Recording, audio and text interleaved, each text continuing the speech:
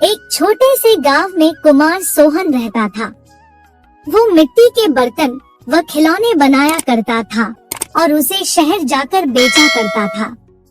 कभी कभी उसके 2-4 खिलौने बिकते तो कभी वो भी नहीं, जैसे तैसे उसका गुजारा चल रहा था। एक दिन उसकी बीवी शीला बोली, सुनो जी, क्यों न शहर जाकर कोई नौकरी ही कर लो। नौकरी करोगे तो महीने के अंत में कुछ धन तो आएगा। बीवी की बात सुन अब सोहन को भी ऐसा ही लगने लगा था, पर उसको मिट्टी के खिलौने बनाने का बहुत शौक था, लेकिन हालात से मजबूर था। बात तो तुम सही कह रही हो, पर कैसे उस हुनर को छोड़ दूं, जिसका नमक हम लोग अब तक खाते आए हैं। मैं जानती हूँ आप बहुत मेहनत और लगन से खिलौने बनाते हो, पर बाजार में बिक्री न होने से अब हमारा गुजारा नहीं होता। अब तो यह हालत हो गई है कि रसोई में अन्न का एक दाना भी नहीं बचा। ठीक है, मैं कल सुबह ही शहर जाकर कोई न कोई नौकरी तलाश करता हूँ। अगले दिन वो शहर के लिए रवाना हो गया और एक व्यापारी के पास वह नौकरी करने लगा। सोहन वहाँ नौकरी करता तो जरूर था, पर उसका मन अभी भी अपने चाक और मिट्टी के खिलौनों में ही रहता था। समय बीतता गया। एक दिन शहर में जहाँ वह काम करता था, उस मालिक के घर पर उसके बेटे निखिल का जन्मदिन था। सब महंगे महंगे तोहफे लेकर आए।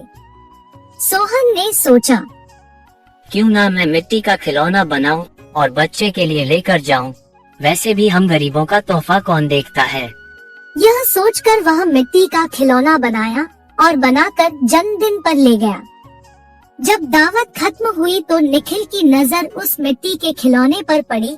उसे वो हाथ में उठा लिया और खुश होकर और भी बच्चों को दिखाने लगा। खिलौना सभी बच्चों को बहुत पसंद आया और जिद करने लगे कि उनको भी वैसा ही खिलौना चाहिए। यह सब देख सभी मेहमान एक दूसरे की तरफ देखने लगे और एक ही बात पूछने लगे, अरे वाह, इतना शानदार तोहफा कौन लाया है? इतना महंगा तोहफा ये किसने लाया होगा? ये खिलौना तो शायद आपका नौकर सोहन लाया है। इतना सुनते ही सब हैरान हो गए। सभी एक दूसरे का चेहरा देखने लगे। तभी मालिक बोला, सोहन तो बहुत गरीब है, इतना महंगा खिलौना कहाँ से ला सकता है? हाँ, मैंने देखा है, ये खिलौना सोहन ही लाया है। ठीक है, सोहन को बुलाओ, उससे पूछो कि ये खिलौना वह कहाँ से खरीदा है। वहाँ सोहन आता है और सब उसी के तरफ देखते हैं। वह माहौल देखकर हैरान हो जाता है। मुझसे क्या गलती हुई, सब मुझे ही घूर रहे हैं।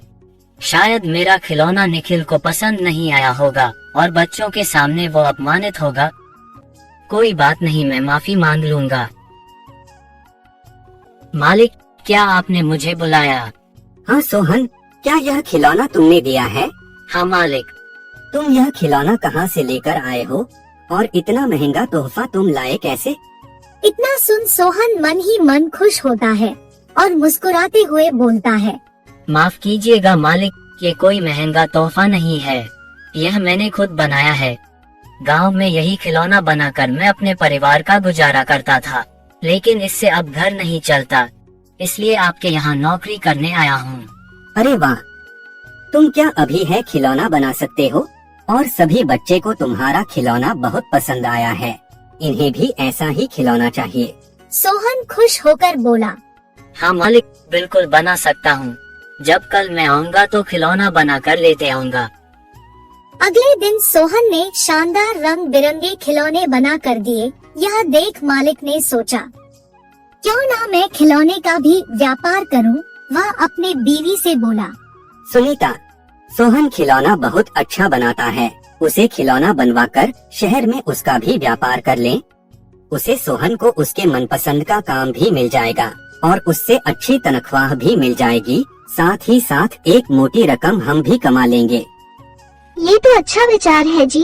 यह सोच मालिक ने सोहन को खिलौना बनाने के काम पर लगा दिया और बदले में हर महीने अच्छी खासी तनख्वाह देने लगा और रहने को घर भी दिया।